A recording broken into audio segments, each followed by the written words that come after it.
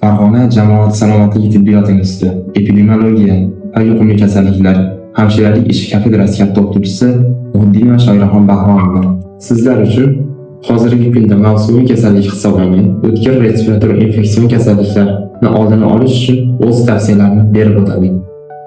Bugungi kunda o'tkir respirator infeksiyalar aholi o'rtasida mavsumiy kasallik sifatida keng tarqalmoqda. Demak, bu kasalliklarni yuqish yo'llari asosan havo tomchi ekanligini inobatga olib, quyidagi profilaktik chora-tadbirlarni tavsiya etamiz.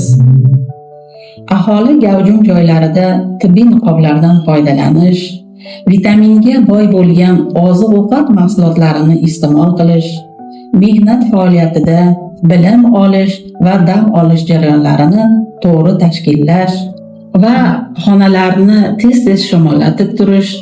Agar amaliyotga tatbiq etilgan vaksina profilaktika vositalari bo'lsa, ular bilan emlanish joiz.